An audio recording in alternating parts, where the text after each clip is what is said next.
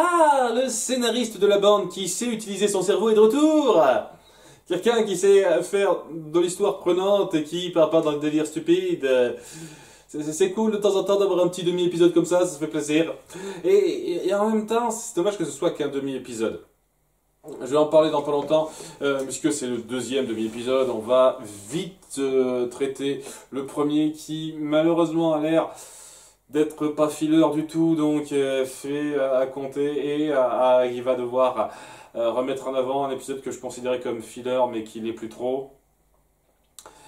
Puisque ouais, il y a notre groupe qui est en train de sauver un village et qui fait ses recrutements pour la résistance de façon grossière et cartoonesque, parce que bien entendu il y a des gens dont le village est détruit, qui sont dans la misère à cause de la situation, et ils se disent hey, qu'est-ce qu'on a à y gagner, si vous nous intégrez vous aurez l'air d'un gros tas de muscles comme celui qu'on vous montre, hein, regardez, c'est cool, hein. Voilà, histoire de bien dégrader, rabaisser la force de la situation. Et ouais, il y a un pop qui sent un peu délaissé parce qu'il a essayé un tout petit peu de les attirer par le fait que il y a du jardinage, on peut faire quelque chose de bien, et personne n'est intéressé. Et il a sa petite crise journalière où il se dit les gens ne sont pas intéressés par ce qui m'intéresse, ça me fait un peu de peine. On n'en a rien à foutre, je n'ai rien à foutre mec, mais bon. Et ils se font repérer par un robot qui pose un mouchard tranquille derrière leur fourgon lorsqu'ils reviennent donc à la résistance pour pouvoir situer la résistance. Et tu te dis oh mon dieu, ça va être incroyable quoi, la résistance va être trouvée et on va devoir lutter contre les armées qui vont faire éruption. Non. Parce que, alors comme par hasard, un manque de bol pour certains, et ben c'est à ce moment-là que Anne, sans raison aucune, perd son chemin, se perd dans la brume et tombe dans une falaise pour qu'elle et compagnie se réveillent dans un village un petit peu flippant. Le village qui s'appelle Garden Town, un truc comme ça, où il y a des tonnes d'Amish. Ça essaye d'être un truc comme ça. Puis leur disent notre truc à nous c'est les fleurs et les plantes, nous jardinons. Et il y a un pop qui se dit c'est incroyable, j'avais cette crise identitaire sur moi juste avant, vous répondez à mes attentes, oh là là, quel timing, quel timing. Et donc ouais, il est content alors que tout le monde se comporte de façon un petit peu flippante, ce qui n'augure directement rien de bon. Et c'est là qu'on part sur la révélation qui est pas trop mal dans l'idée au départ, mais complètement foiré après, sur le fait qu'ils sont contrôlés, enfin ils sont dirigés par Gary, me semble. Gary, le sport, l'espèce de champignon qui contrôlait les esprits dans un épisode de la saison 2 vers la fin, et voilà, qui, en revoyant Hop Pop, veut sa revanche, puisque bon, après ce qui s'est passé, voilà. C'est cool dans l'idée, même si j'ai pas aimé l'épisode en question de la saison 2, puisque ça faisait passer Hop Pop pour un connard fini. Et donc ouais, le fait d'amener ce truc à avoir une importance centrale, ça me force à considérer cet épisode nul de départ comme étant important et donc plus filler. Enfin, ça n'arrête pas de s'effacer de la liste, ça, dites donc. Et j'aime bien l'idée. Ça se fait même un petit peu de logique de continuité parce que je m'attendais à ce que l'espèce de micro cliffhanger de con à la fin, comme quoi il y a un insecte qui bouffe les restes de sport et il est contaminé, ça aille nulle part, mais ça va quelque part. Et le problème c'est que on va jongler là-dessus de façon à aller à l'encontre des attentes, mais ça va devenir très discutable à cause de ça. Donc au début c'est pas mal, il y a une ambiance assez forte, on doit se barrer, on est capturé, mais à ce moment précis il y a le mouchard laissé par le robot qui réagit pile poil en bon timing là aussi pour dire hey, on a trouvé donc l'emplacement de la résistance. Il croit que c'est l'emplacement de la résistance et il y a des tonnes de robots qui attaquent. Et donc, alors déjà j'avoue que c'est un gros coup de chat. Un putain de gros coup de chat, que ça tombe pile poil à ce moment-là et que ça soit pas tombé à n'importe quel autre moment. Parce qu'une fois de plus, ils se sont paumés là de façon totalement hasardeuse, aléatoire. Hein. Et ouais, quoi, l'idée est pas mal de voir confronter deux ennemis alors qu'on se barre. Mais voilà le topo. Et c'est là que ça a commencé à être problématique. Parce que y a Pop qui se dit ce serait bien de sauver ces gens malgré tout. alors qu'on se barre et qu'ils luttent contre les robots, sachant qu'on verra qu'ils savent très bien se défendre. Au bout d'un moment, il suffit juste qu'elle et compagnie aident un tout petit peu, mais après ils savent bien se défendre. Le combat est torché en 30 secondes à peine, quoi. Ça n'a aucun poids. Mais il y a aussi le fait qu'on essaye de dire que la relation entre donc Gary et les fermiers qu'il a plus ou moins infectés est symbiotique, c'est-à-dire qu'ils étaient plutôt volontaires parce que grâce à lui, ils ont fait cette espèce de paradis de fermiers où ils savent super bien cultiver les plantes, tout ça, tout ça. Et ça changerait au fait que c'est super bizarre qu'ils chialent tous comme des blaireaux dès lors qu'il y a une plante qui meurt. C'est un truc vraiment que vous faites réellement. C'est pas une sorte de problème d'assimilation de masse, ça, apparemment non. Et le fait que, oui, bah, après coup, alors qu'ils ont fini de se battre ensemble, eh ben, si je dis, eh ben, on pourrait être alliés en fait. Après ce qui s'est passé, on lutte contre Andreas, il risque de vous faire des crasses, donc joignez-vous à nous et et non, il y a un moment donné, c'était une créature vraiment dangereuse qui a failli foutre la merde. Vouloir essayer de nouer une alliance avec ce truc-là, c'est juste faire appel au danger, quoi. C'est ça que je trouve vraiment dommage, parce que même si vous aviez forcé ça, l'idée de faire lutter un monstre contre un autre monstre, quoi, un ennemi contre un autre, c'est intéressant, c'est plutôt intelligent comme tournure. Et maintenant, vous dites, maintenant qu'on a combattu ensemble 30 secondes, parce que, ouais, il y a les pauvres gens, plus ou moins pauvres gens, parce qu'ils sont derrière ce gars, mais bon, qui étaient prêts à les buter, hein, je précise. Maintenant qu'on a lutté ensemble, on peut trouver un terrain d'entente, et ben, ils luttaient ensemble réellement, globalement. Genre, très bien, on finira ensemble, d'autant plus qu'il utilise certains de vos sports pour contrôler certains animaux. On essaye de garder un peu la continuité par rapport à ça, ce qui était dit au tout début lorsqu'ils sont revenus à Amphibia. Et donc, il devrait y avoir quelqu'un d'autre comme Gary, quoi, qui pourrait qui pourrait l'intéresser, quoi. Il trouverait un semblable. Et il pourrait contrôler les esprits des gens et être des dangers sur pattes constants, quoi. Je sais pas. J'ai beaucoup de mal. La façon dont on traite cette espèce d'alliance qui est vraiment délicate, comme si c'était léger, c'est ridicule en fait. Est-ce vraiment nécessaire? Et le truc avec ça, c'est que ben ouais, je sens que je suis un peu obligé de considérer cet épisode comme important, pas du filler, parce que ça veut dire que ça jouera un rôle par la suite. C'est pas juste une référence rapidement, c'est juste, oui, ils joueront un rôle dans le combat, on les verra. Je sais pas exactement à quel niveau, de quelle façon, mais ils joueront un rôle, quoi. Et je sais pas, autant dans les deux premiers tiers j'étais derrière ça, cet épisode, malgré des grossièretés, parce qu'il y avait des grossièretés même dans les deux premiers tiers, mais là, la conclusion de fin est beaucoup trop traitée à la légère, en fait. Ouais, on met tous amis main dans la main. Ça me fait une fois de plus reconsidérer la façon dont on traite Catra dans She-Ra. Si on est prêt à pardonner et à faire une alliance rapide avec un gars comme ça en disant tout est cool maintenant. Je sais pas, il y a un problème pour moi, hein, vraiment. C'est quelque chose qui ne devrait pas être traité à la légère comme ça. Mais c'est le cas et ça n'aide pas une seule seconde à rendre votre univers un tant soit peu méritant, ouais, vraiment. C'est donc cette fin gâche le truc, même s'il y avait un concept pas mal au départ, quoi. Donc non, pas fan de ce truc-là. Et le second morceau, la seconde partie est très bien dans le récit, trop rapide, une fois de plus. C'est vraiment dommage, hein, je vous jure, hein, ça aurait été un épisode de 20 minutes, j'aurais très certainement mis un pouce levé, une fois de plus, mais on essaye de faire passer tellement de trucs trop vite. C'est incroyable. C'est aussi le problème, comme avec l'épisode 7B, c'est-à-dire que tu sens qu'on préfère largement passer notre temps à faire des aventures à la con plutôt que de faire progresser l'histoire, de mettre en place de façon claire le lore, le background, tout ça, tout ça. Et il y a un manque, clairement. Il y a clairement un manque dans ce que ça peut raconter. Et dans ce cas présent, on va se pencher sur Andreas, qui parle avec Darcy, comme cette nouvelle entité aime à se faire appeler. Donc le noyau qui a envahi Marcy, c'est Dark Marcy, donc Darcy.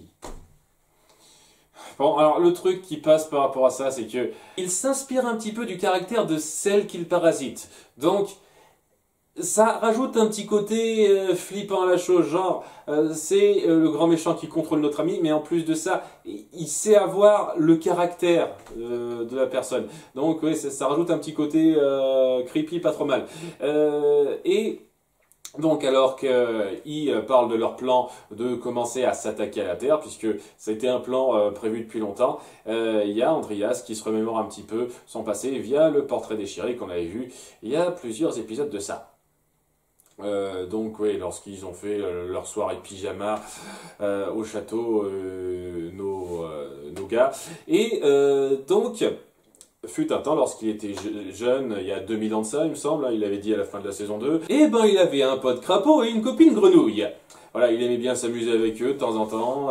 Sa copine grenouille est celle qui a inventé cette espèce de danse débile de merde qu'on avait vue au début de la saison 2, qu'utilisent les plantards pour apprivoiser tous les animaux qu'ils croisent et qu'ils n'ont jamais utilisé alors qu'ils ont croisé énormément d'animaux au fur et à mesure de leur péripéties, mais c'est que maintenant qu'on rappelle que ça existe, ce truc. Ça n'aide pas aussi, hein. Vous inventez cette espèce de danse débile qui permet de charmer tous les animaux, et vous l'utilisez juste une fois rapidement comme ça. Et maintenant vous dites, ah tiens, en fait ça existe, alors est-ce que je suis censé prendre en compte cet épisode ou pas? Parce que, oui, cet épisode semble indiquer de façon assez claire que cette Leaf, donc cette grenouille, est l'ancêtre de la famille Plantard. Ça semble indiquer ça, ou un truc de ce genre. Donc, oui, cette référence-là est cool, mais est-ce qu'elle va être réutilisée en fait? C'est la réflexion que je me pose pour dire est-ce que je compte réellement l'épisode en lien avec ça dans la saison 2 comme filler ou pas? Moi personnellement, si c'est pas réutilisé, ça reste du filler pas très intéressant si c'est juste dire ah, regardez, on fait référence à ça quoi. Je veux dire, j'aurais pu comprendre certains trucs sans ça.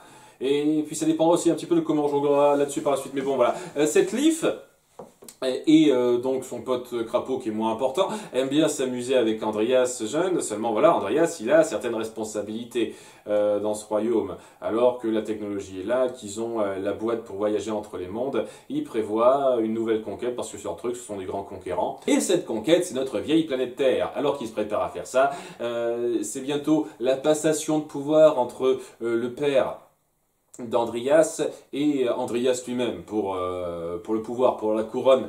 Et il commence à avoir la clé des locaux, il décide de s'amuser avec ses potes là-dedans, mais alors que sa copine Leaf met la main dessus, elle a une vision, parce qu'elle a des capacités magiques de ce type-là,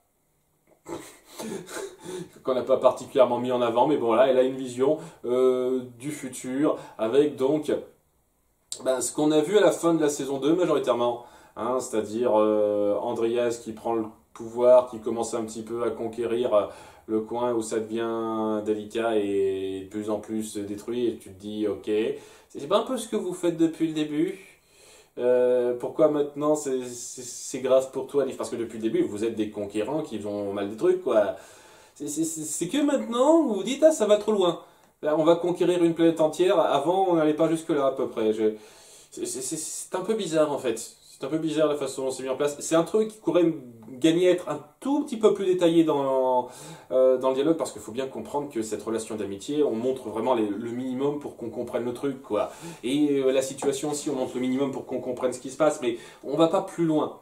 Et voilà, la réflexion aurait pu être plus forte si on avait passé plus de temps dessus, c'est comme je le dis. Et donc, alors qu'elle a ses visions, elle essaye d'en parler un petit peu au roi en lui disant, ça serait bien de nous calmer un petit peu, de plus trop utiliser ça, parce que j'ai vu dans le futur que ça nous amènerait que du mal. Mais la plupart des gens ne sont pas pour, et le roi se dit que elle a l'air d'être un peu une traîtresse, faut faire gaffe, hein.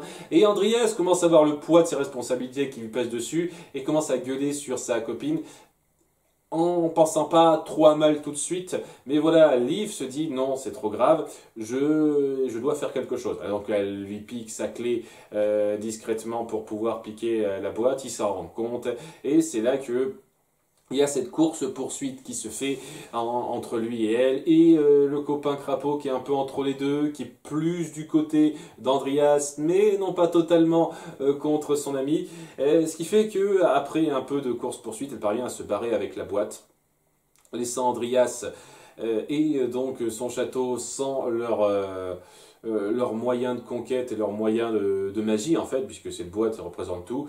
Et donc c'est là que le roi, donc son père, dit non, nous devons nous cacher, faire en sorte que tous les autres reviennent à l'âge de pierre presque, pour pouvoir renaître plus tard, comme ça a été dit à la fin de la saison 2. Et c'est ce genre de truc aussi qui aurait pu être très fort si on avait pris le temps de développer un peu plus la situation et le constat de la chose, plutôt que de dire ouais, on n'a plus notre technologie, paf, direct on s'y met quoi. Peut-être attendre quelques temps, voir si on trouve pas ça. Est-ce que c'est vraiment important de faire ça aussi vite? Je sais pas. C'est des petits détails à la con, quoi, qui notent absolument rien au fait que c'était très bon dans l'idée et majoritairement bien montré, puisque bah, il n'y avait pas de gros délires débiles, que la plupart des quelques blagues qu'on a montrées étaient bien faites et que, voilà, c'est fort, quoi. On se penche sur Andreas, son passé, le fait qu'il n'était pas complètement irrécupérable avant et que c'est parce qu'il a été trahi par quelqu'un qu'il a viré comme ça, que c'est plus un système qu'il a transformé plutôt que ses aspirations de départ et que maintenant il semble un peu irrécupérable, mais il y a cette petite tragédie autour de lui. C'est cool, ça l'approfondit un peu plus, ce qui est vraiment pas mal. J'aime bien, hein, j'aime bien ce détail et il y a beaucoup de bons points à dire là-dedans. Mais le truc c'est que voilà, ça aurait mérité d'être 20 minutes pour qu'on approfondisse réellement la chose, pour qu'on prenne le temps de comprendre plus, de s'imprégner de cette ambiance d'avant. Étant donné que on passe très vite cette relation d'amitié, on passe très vite les informations, on n'a pas l'impression de grandement respirer sur la situation et de vraiment rentrer dedans. Alors que ça se déroule et que c'est efficace, il n'y a pas de problème, mais il faudrait que ce soit plus qu'efficace, il faudrait que ce soit vraiment imprégnant. Et pour ça, il faut plus de temps. Ou alors un truc moins dense que ça à raconter en 10 minutes. Mais c'était très dense.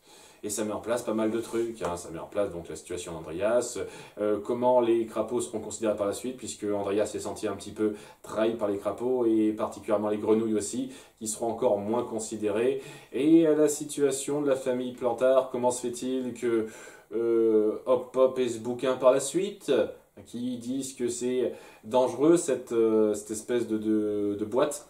Et juste ça, hein, donc ça semble indiquer un petit peu le passé de la famille des Plantards, aussi leur cave, pourquoi il y avait des grands guerriers parmi eux avant, étant donné que Liv de base c'était quand même une grande magicienne. D'ailleurs c'est pas impossible qu'elle ait été citée dans ce fameux épisode où on découvre la cave des Plantards. Je suis désolé, je me souviens pas de tous les noms qui sont cités à un quelconque moment. Je suis sûr que le nom de Liv a dû être cité avant cet épisode et que voilà, cette référence était quand même bien fichue, mais alors là si je me souviens plus d'où et quand. Hein.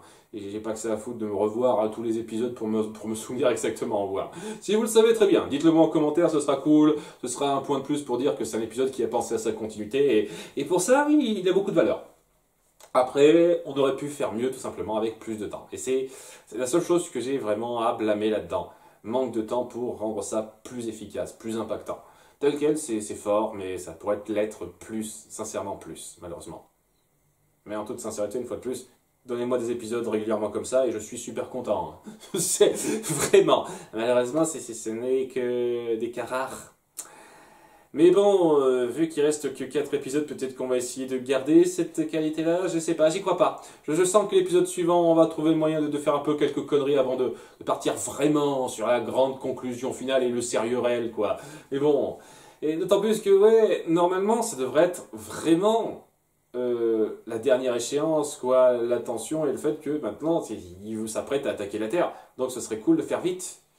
Ce qui laisse présager aussi que peut-être on va revenir sur Terre, pas juste pour la fin ou l'épilogue ou quoi que ce soit, mais vraiment lors du combat, peut-être que ça se jouera sur les deux plans et on jouera un petit peu sur ce qu'on a mis en place sur la Terre.